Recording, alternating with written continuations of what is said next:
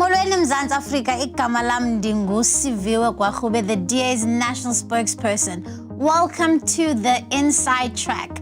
This week, we bring you insight from the inside into the work of Parliament throughout 2020.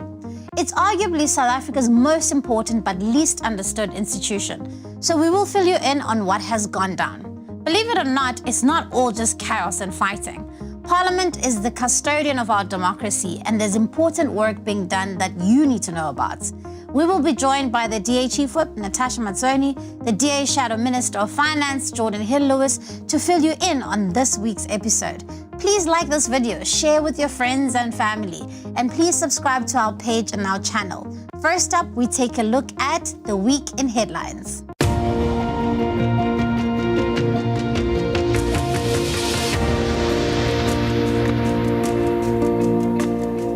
Breaking news, the Special Investigating Unit is at this hour conducting a search and seizure operation at the offices of the National Lotteries Commission in Pretoria. The Department of Basic Education says that it stands by its decision that leaked matric exam papers must be rewritten. Newly elected Nelson Mandela Bay Mayor Ngababanga is accusing former ANC councillor Andile Lungisa of being behind the drama that took place in the council last night. The DA in Parliament has been warning that the DNA case exhibit backlog has been mounting since last year. More money on its way to help Eskom keep the lights on. Why need the intervention of the Integrity Commission? Shouldn't you just do the right thing and say, I will lead by example?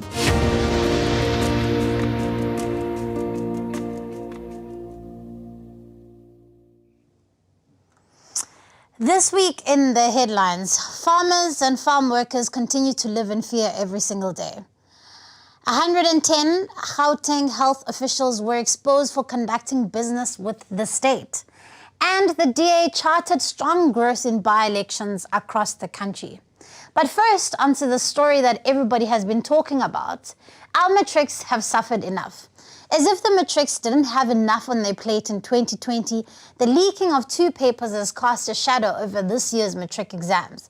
There's a very good chance that all matrics will need to rewrite their maths and physics exams. This is an unprecedented decision by the Department of Basic Education. And we are of the view that the only thing that will determine exactly what will happen next is the results of the national investigation into the leaks. The report should be made public urgently, and the full spread of the leak should be determined in that way. Next up, Judge Desai, who is the real Mambara.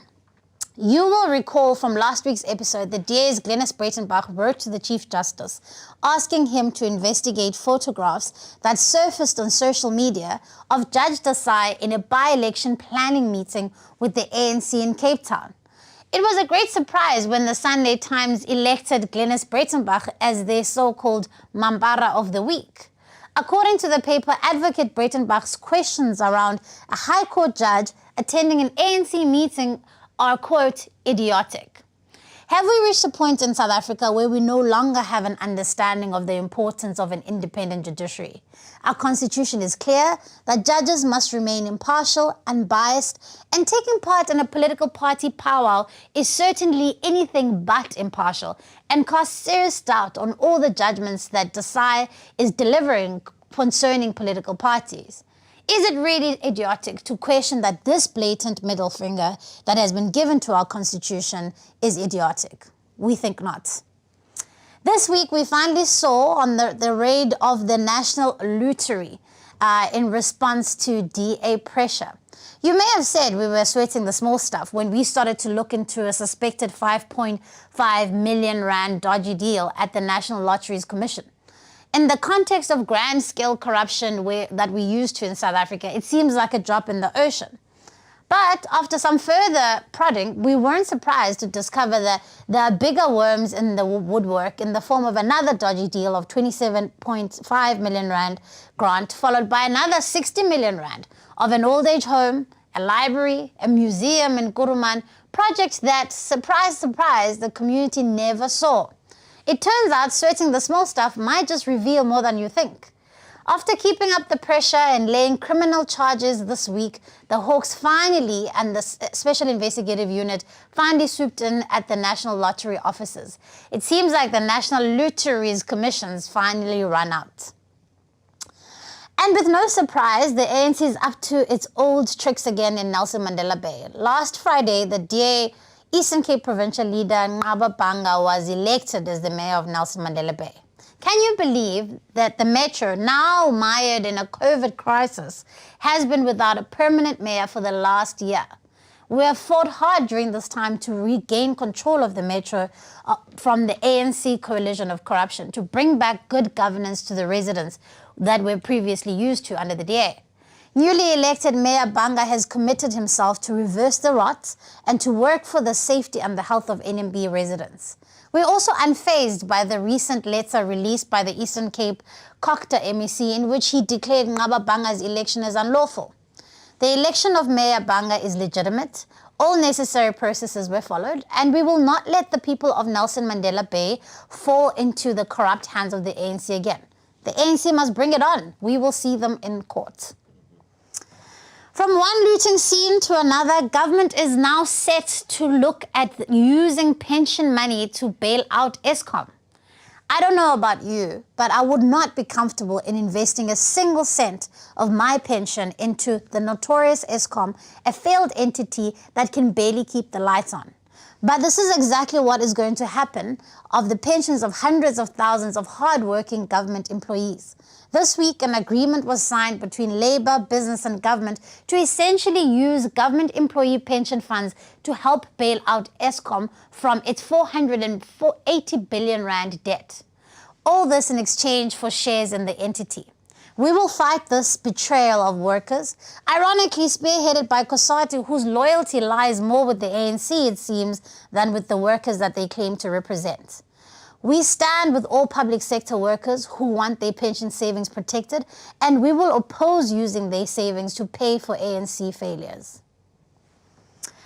One of the biggest stories of this week is Cyril played a lame card on Ace. Cyril Ramaphosa's announcement that Ace Magashule will be subjected to the ANC's Integrity Commission instead of being asked or made to step down in line with their own step-down policy, which says that any member implicated in serious crimes or offences should step down.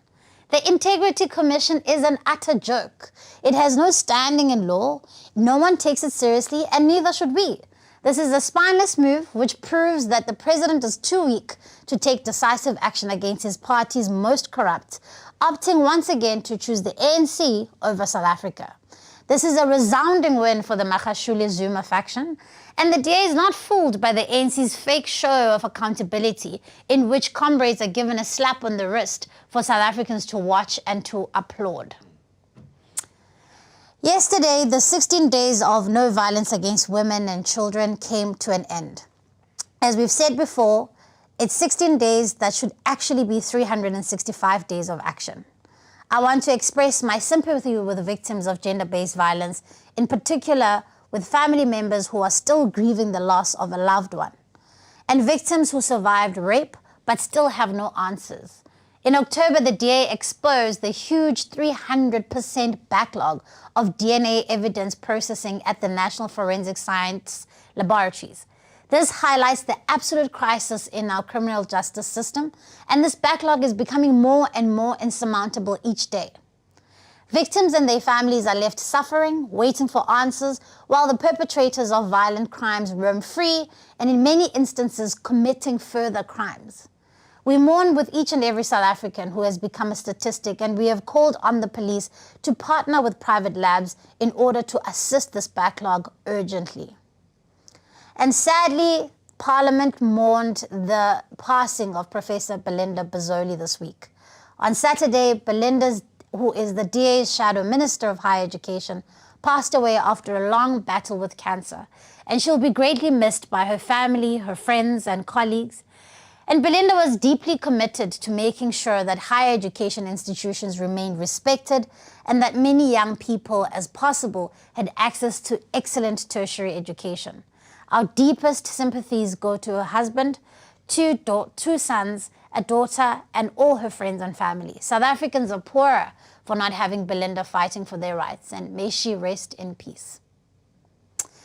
In the spotlight, as the year draws to a close, we reflect back to the work of the single most important institution in South Africa, Parliament. Over the years, the true purpose of Parliament has sometimes been lost, eroded away by the steamrolling of government corruption and sometimes the chaotic antics of the EFF. But for us as South Africans, it's the single place other than courts where we can seek answers, hold elected government to account, and it's the heart of South Africa. Let's take a look at the story in the spotlight.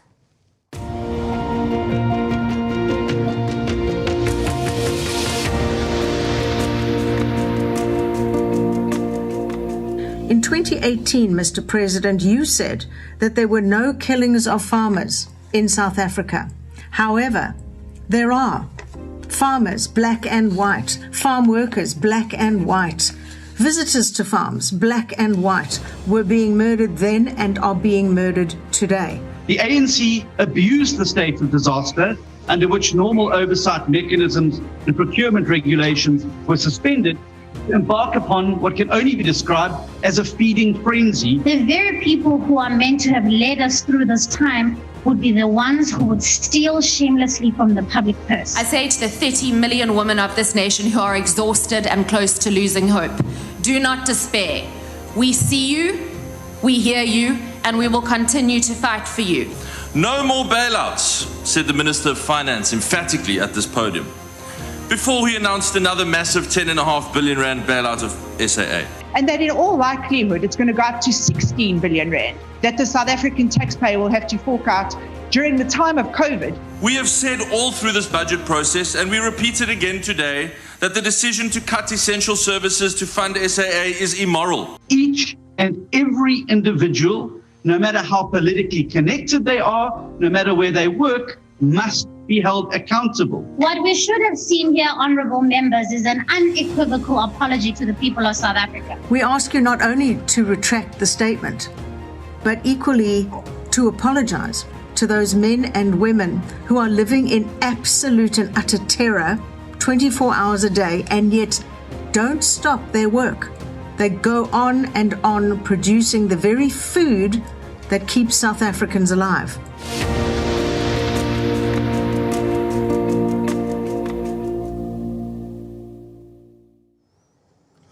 It's certainly been an interesting year in Parliament in light of the 2020 global health pandemic, COVID-19. And so therefore this morning I'm joined by the DA's Chief Whip, Natasha Mazzoni, and I'm also joined by Jordan Hill-Lewis, who's our Shadow Minister of Finance. Hello, Natasha, and welcome. Hi, Siv. Nice to be here with you today. And Jordan, hello. It's been an eventful year. It sure has. Lovely to be with you, Siv. Thank you. So I just want us, before we get stuck in, Natasha, I often despair because I often believe that South Africans don't quite understand what the role of Parliament is and why it's important to them and how it is their institution. Do you want to tell us more about the work of Parliament and how it relates to the people at home? Absolutely. So, Parliament, it's such an interesting institution. And I honestly wish that more children could, in class, at school, be taught exactly why Parliament functions the way it does and why bills are created in Parliament and pass through Parliament the way they do. Because essentially, every decision that we make in Parliament filters down to our provinces and then filters down to our municipalities. And every decision that we make in Parliament has an effect on every South African's daily life. So what you see in the House, which is often, and I'm embarrassed to say, a bit of a circus where you see chaos erupting and you see the very discordial heckling and, that kind of ruckus atmosphere. That's not what Parliament is about. Parliament should actually be a very serious institution. But a lot of the work gets done behind the scenes. So just as an interesting fact that people don't know about, in the time of COVID, we had to take our portfolio committees onto the hybrid system. And in fact, portfolio committees were completely virtual because the rooms are too small to have social distancing. And over the time of COVID, the DA pushed and pushed and pushed to hold the executive to account, and we managed to ensure that over 1,000 committee meetings were held during the time of COVID. Now, those aren't all broadcast on TV. The public don't get to see that, and that's where the real nitty-gritty work happens. And that's where we argue and we debate and we sometimes find each other on pieces of legislation. It's where we introduce pieces of legislation.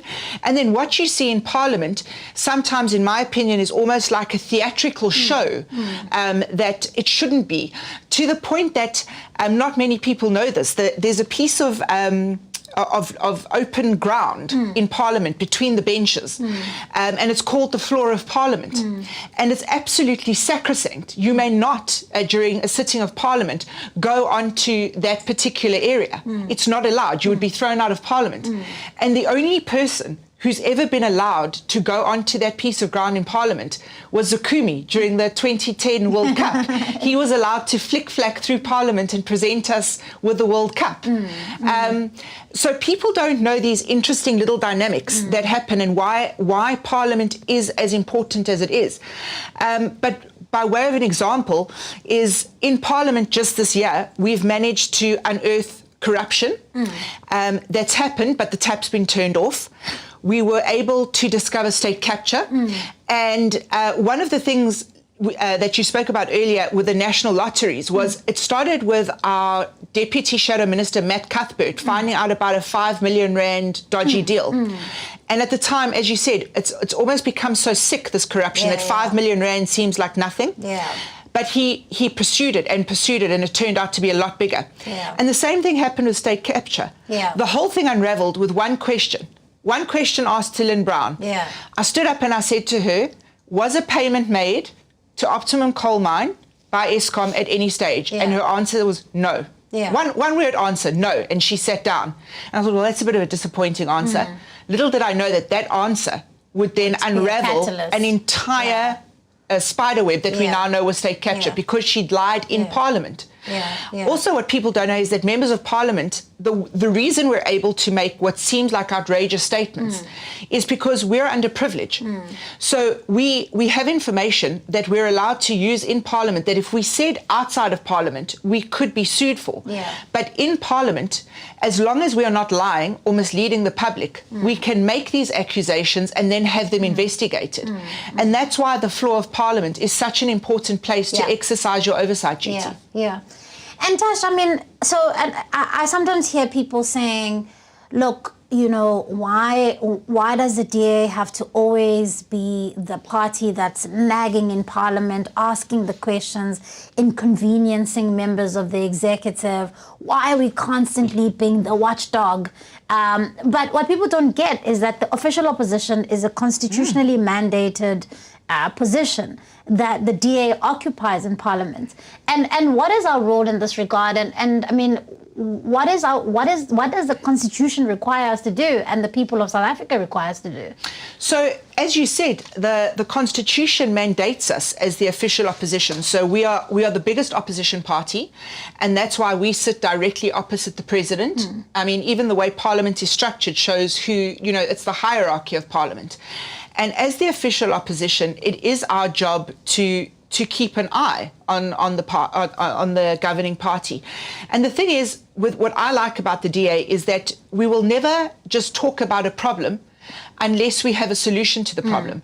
So by way of example, during the COVID crisis, Jordan and his team sat down and they worked out an entire model that would assist government portfolio by portfolio in solving and coming to grips with the COVID crisis. And we called it the Blue Book. And what we did is we handed the Blue Book over to the president. So we didn't just complain about things and then come up with these great solutions and hold them to ourselves, because that would essentially be wrong. It would be hypocrisy of the highest order. And we handed that book over to the ANC. And we are now seeing in many instances that the ANC are trying to use some of our ideas. Of course, we'll never get the credit, but we're not doing it for the credit. We're doing it because we always operate in the best interest of South Africa. And I think what's interesting is John Steenhuisen at the beginning of COVID, he said that it was so essential for us to save lives and livelihoods. And now it's become the catchphrase. So the opposition's role is, of course, to point out the wrongdoing. And of course, I mean, we fundamentally would oppose many of the things the ANC comes up with because ideology comes into play.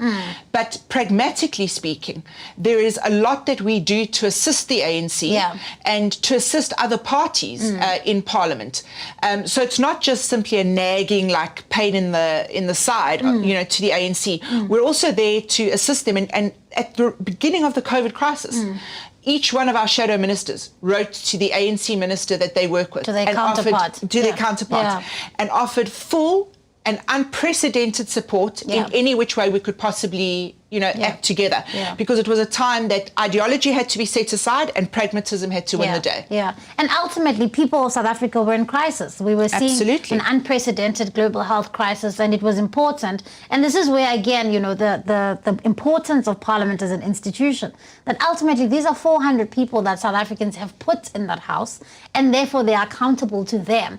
And so that is our first point of departure as members of Parliament to the people of South Africa. But, you know, the DA did a number of things in Parliament, using a number of avenues that are available to us, parliamentary questions, requesting debates. And sometimes people ask, you know, are these even useful? What's the point of, you know, saying you're asking for a debate of public importance on an issue? Like, what does it matter to me at home? And I mean, what would you say to somebody asking that question? What do the mechanisms of Parliament afford us? Well, that's such an important question, Siv, and it's because people don't see what happens behind the scenes of Parliament.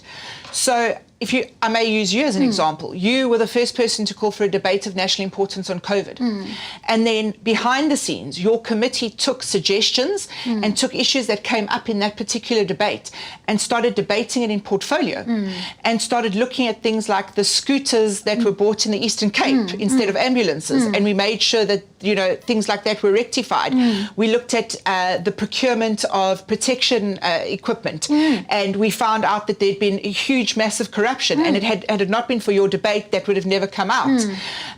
We've had debates of national importance on farm murders. And by way of that, we've now seen an increase, and we've seen Becky Clele coming sort of to the party, saying that he will put together some kind of mechanism to help farmers and be like a watchdog for these farm murders happening. And it's motions that we pass, it's questions that we ask. Jordan is a master at questions, and not only is he the shadow minister of finance, but he's also the whip in charge of questions. So Jordan makes sure that when we ask a question, we never don't know the answer to the question, but we need that answer to be uttered in Parliament so it goes on record, and we then hold that minister to account. So Jordan is the question master, and through many of the questions that Jordan has helped our colleagues draft, Matthew has been able to uncover this massive corruption at the Lotteries Commission. Dean McPherson, who's our Shadow Minister of Trade and Industry, was able to get that ridiculous thing about wearing long boots with a vest and a cardigan, that was done away with. And we got the e-commerce working again. And a simple thing like a roast chicken from Woolworths became one of the most debated and the most sought after item in 2020. So, the thing is, I just wish we could take the South African public on the journey behind the scenes and see what happens after these debates happen. Jordan, the questions master. Hope I can answer more questions. But finance became a big talking point in the COVID crisis because it was about saving lives in the health sense, but also it was about livelihoods. And so many South Africans found themselves in a precarious position this year. What are some of the things that we've done in Parliament in this space?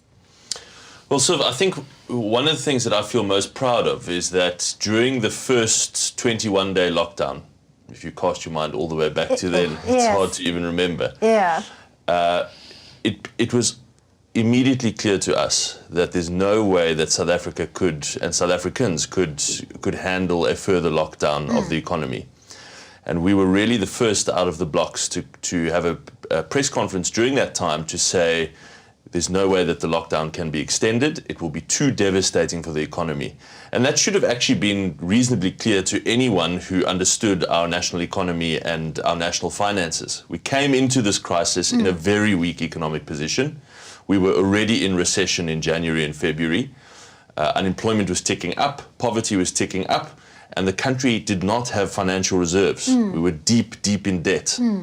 So the difference between South Africa and those wealthy, say, European or Korea, Japan, is that we could not support families and businesses through a lockdown in the way that those countries could. So it was always clear that we had to try and avoid a lockdown. And unfortunately, the government did go for one of the world's hardest and longest lockdowns, and the consequences for the economy have been absolutely devastating.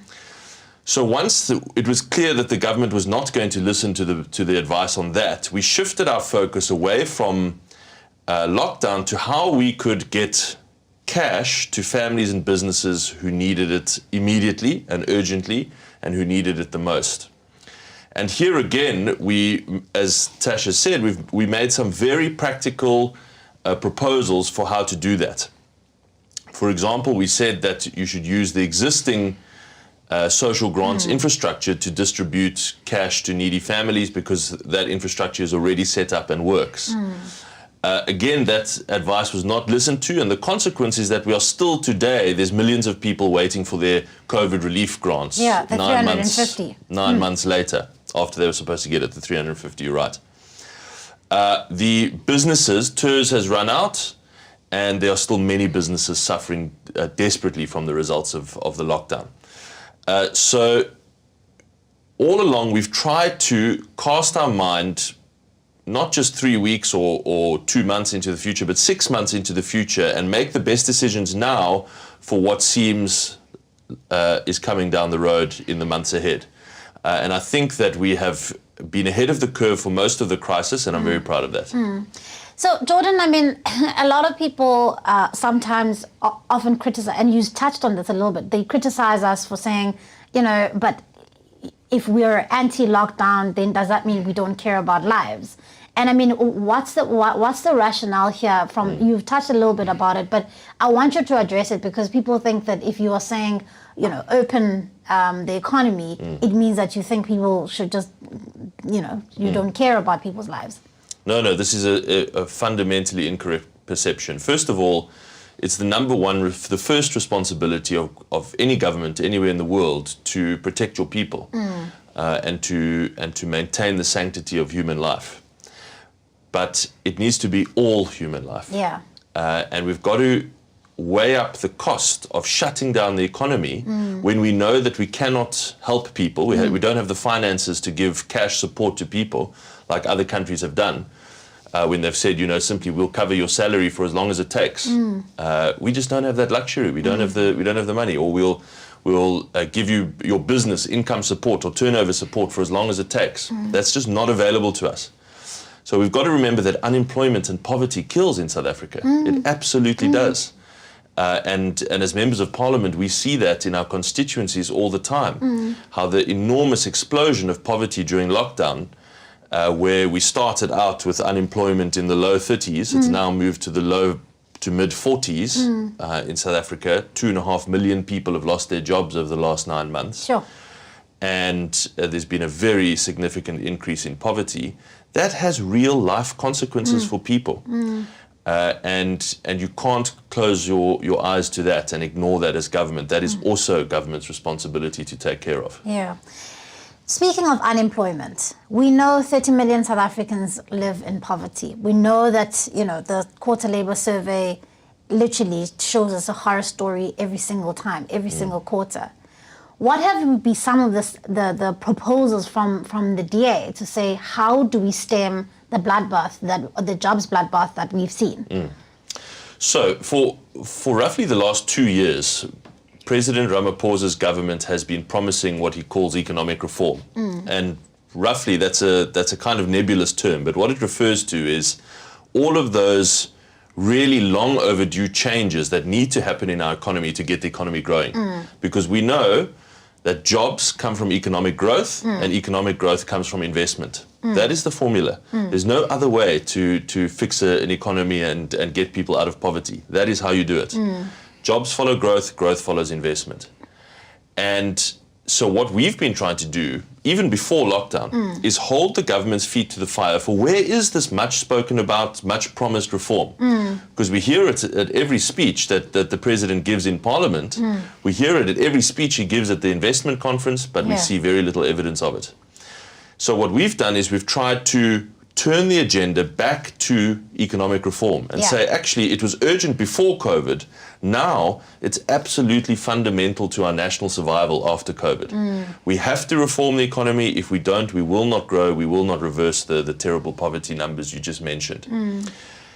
What we've done recently in the last few months during the lockdown is to actually publish a full document of each of the economic reforms that we need to see and the DA's plan for how to make that happen. So we've actually gone further than the government. Instead of just talking about it in a kind of general terms, we've said, these are the specific reforms we need. These are our plans to bring those reforms to Parliament to get them passed through Parliament, hopefully, if the government is serious about them.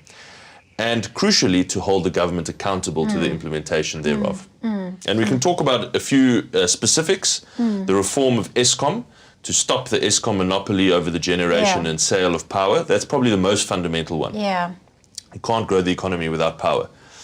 And to bring private sector players into energy generation. And what's really great, going back to proactive action, is that DA governments around the country, Cape Town and Stellenbosch and others, have been at the forefront of saying we're going to go out there and buy private power if Eskom can't give it to us. And that's very exciting for the new year. Getting our national debt under control, we've made specific proposals around that. Getting our public wage bill, which is totally out of control. 57 cents of every rand that government spend is spent on wages. So we've made specific detailed proposals around all of those and much more. And because we are a constructive opposition. Natasha, and this is directed to both of you, but Natasha, sometimes we are seen to be overly critical of governments, and people say, why can't you just get along and all work together? But I know that yesterday you spoke about some of the specific things that the DA in Parliament did, the questions that we asked, the motions. I mean, tell us a little bit about, just a tiny bit about what we did, the questions that we asked, and some of the information that people may not know that we're able to discover through these. So the DA this year asked 84% of all questions in Parliament, which is very impressive. And what I'm really happy about is that the National Council of Provinces, under the leadership of Cathy Labuskaghni, also really came and found their true voice. And they also asked an immense amount of questions during their questions and answer session.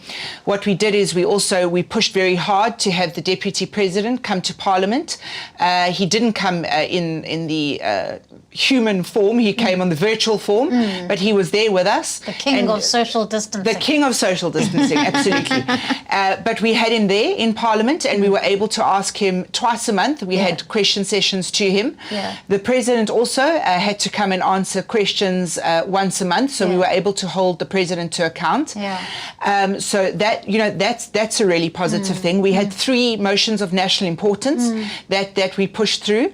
And like I said, we had 1,000 virtual committees in which the DA boasted an 82% attendance rate. So that means there's often times where someone will be on 2 committees. So that's why it's only 82%, because the person will be on one committee and then has to go to the next one and sometimes splits around.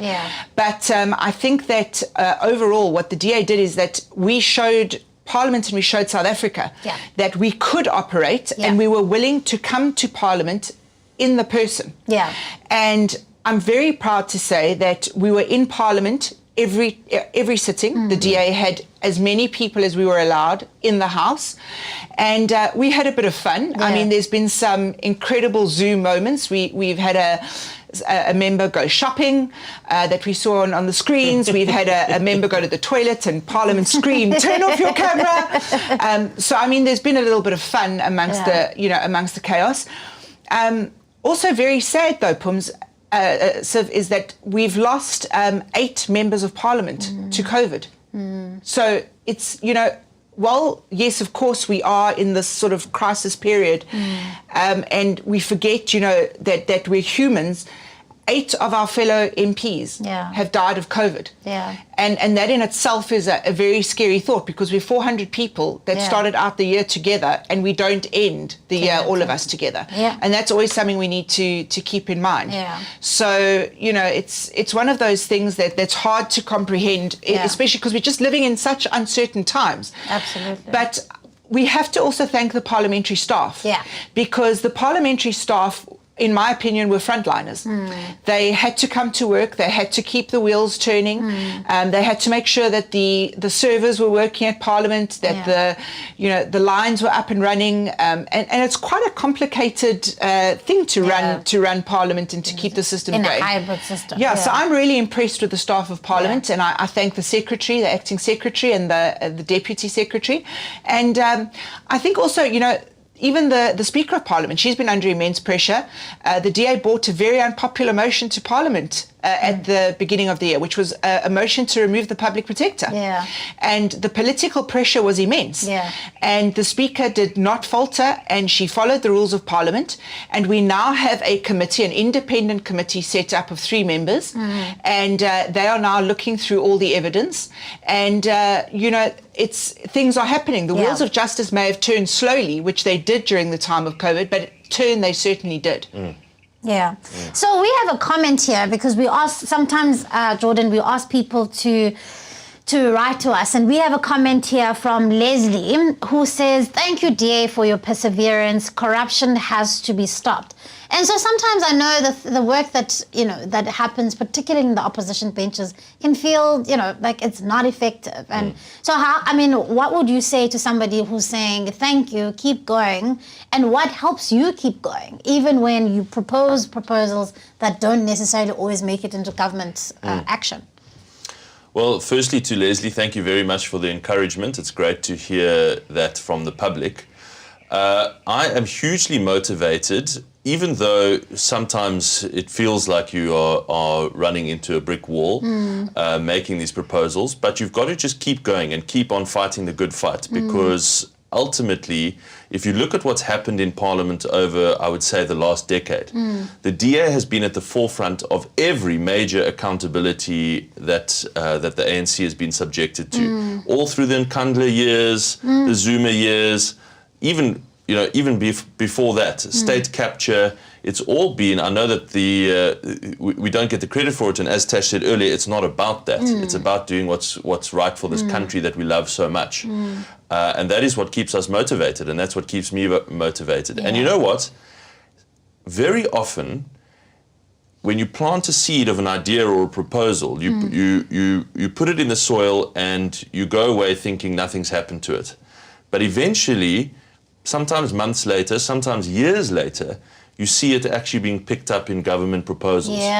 And so you have that effect, sometimes not immediately, but over time, where you can influence the debate and turn things in the right direction. And that's hugely encouraging. So, Geordie's done something amazing, which he won't admit to, because it's not his nature to do it. But Jordan's been fighting very hard against this SAA bailout. And the most amazing thing happened the other day in the House. The Deputy President actually said that they're entering into a public-private partnership deal, which is something we've been calling for so long. And it's a sustained pressure from someone like Jordan, who's been constantly saying you cannot bail this entity out continuously. And now all of a sudden, just sort of by the by, the Deputy President says that they're looking into an idea that Jordan and his team came up with ages ago, and all of a sudden there it came out. So Jordan's right, you plant that seed and then the next thing it's coming out. And ultimately, the reality is that the reason why we do what we do is because there are millions of South Africans who have voted to put us into that house. And so while we may not get the credit, or while it may not be credited to the DA, ultimately our real motivating factors to change the lives of South Africans who depend on us. And so thank you for the work that you guys do, and thank you so much, Natasha, for leading the DA caucus into a difficult time. Now we're going to be taking a look at what our DA governments have done over the past year.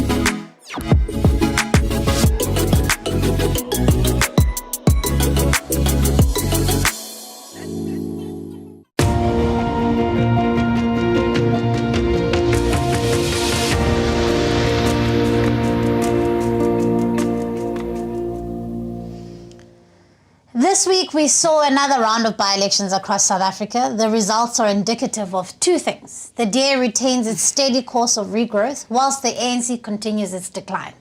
South Africans have demonstrated that they place their confidence in parties like the DA that have a proven track record of good and clean governance. We are particularly proud of our performance in Cape Town, where we got 82% of the vote, in eThekwini, where we got 85% of the votes, and in Ekurhuleni, where we got well over 70% in 2 of the wards. We also made significant inroads in ANC strongholds, with DA growth in ANC voting district up to 135% from 2019. This is including in areas like Musina in Limpopo, where we grew from 13% in 2019 to 22%. We know that the last year has been difficult for the DA, but we are committed to regaining your trust and to governing well and proving ourselves as the only alternative to the ANC as we head towards the 2021 elections. We hope that the results of Wednesday show you that we are indeed committed to walking this journey with you in building a better South Africa. Now to a special feature of the show to close us off. This year, South Africa found a range of typically creative ways to express their frustrations with everything going on in our country, in addition to just letting loose. From breaking out hits like When People Zol to the much-loved Jerusalem Challenge, art and music united us as a nation in an otherwise dark period. I'm joined in the Zoom by one of the most loved contributors to SA's satire and music scene, in particular David Scott of the Kiffness. He often expresses what many of us are thinking, but don't quite have it as well as he does, and don't quite express it as well as he does. David, welcome to the Inside Track. Thanks for having me, Siv. Listen, so you have been quite in the center of controversy this year, coming out with some parody songs about frustrations that South Africans have been dealing with. Why do you do this work? Well, I should be touring at the moment, but I've got nothing better else to do. So that's why I do what I do. It started off with just, fun, very chilled kind of parodies, laughing about the sort of pandemic. And I think the next step from parody is satire, which is a little bit more dangerous. But you know what? I have a lot of frustrations like many South Africans, and I think satire is a wonderful way of expressing those frustrations. No, absolutely. And I mean, I know that you did the song 500 Billion, the parody song, which was really went viral and quite catchy. But I mean, at the same time, in that song, you also addressed some serious things that were happening. And the 500 billion came from 500 billion that was looted during this COVID crisis. So what was the thinking behind that? Are you trying to let people know about things that are happening in a way that's accessible to them? Yeah, well, I mean, I could be like any other Karen and go into the internet and say, this is terrible. How can they just steal 500 billion rand? But again, I think when you complain, if you can maintain a sense of humor, I think it just makes the message a little more digestible. And, I'm a fan of the Proclaimers. I mean, every time that song comes on at a wedding or whatever, it's an enjoyable song, and it just made sense. 500 miles translates to 500 billion quite well. So it was an idea that I was toying with for quite some time, but I think it came out at the time when the SABC announced that they wanted to start taking TV licenses from Netflix and things like that. And that's when I was like, okay, no, this is enough now. I'm gonna release this song. Yeah. So I'd say for the most part, frustration fuels my kind of artistic flair when these things come up. It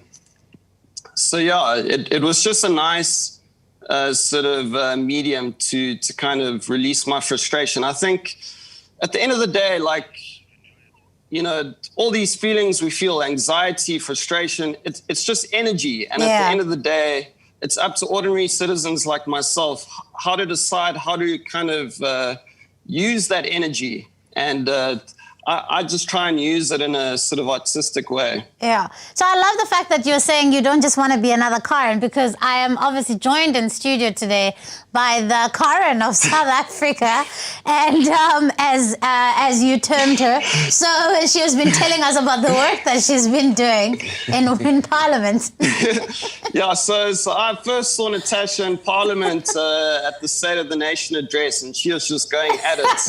And, so I made a meme about her saying, I'd like to speak to the manager of South Africa right now.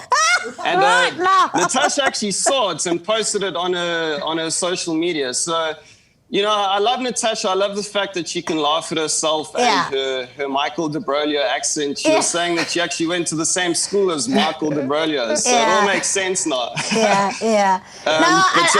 I love that. I love that she can also laugh at herself. And she knows that she is South Africa's Karen. And we call her such. But a very good Karen. Not a useless Karen who just complained. She's actually got a bit of direction. Exactly. Yeah. And she whips that caucus into action. And but yeah, we enjoy our national Karen. But listen, Dave, we want to play a little bit of the song, of the 500 billion song on the show to play us out. So we just want to check it out. So let's do that.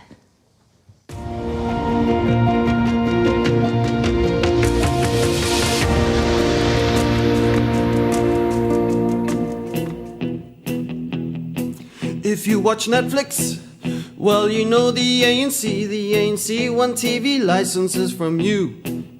If you're hungry, well, you know the ANC will steal food parcels from you.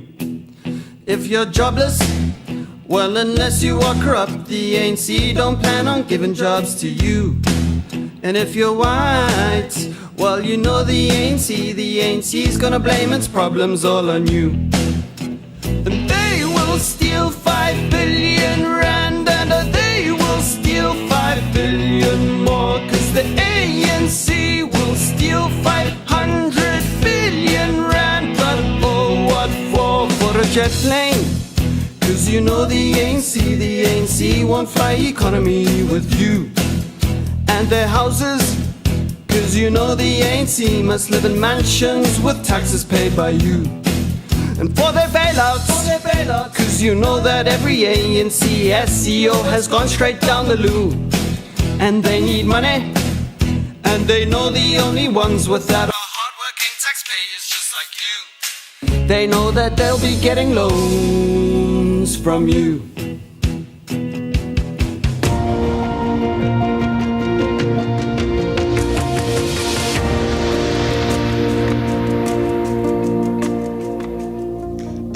That's a wrap, Mzansi Afrika. This is our last episode for 2020, but we will be back in January to give you the inside track on what's really happening in our nation. Until then, please remember to mask up, stay safe this festive season. We can only overcome COVID-19 if each and every one of us step up and play our part to stop the spread. Until January, follow the DA on Facebook, Twitter, Instagram, and YouTube to keep up to speed with all the breaking news that you need to know as it happens. Keep it tidy, Mzansi.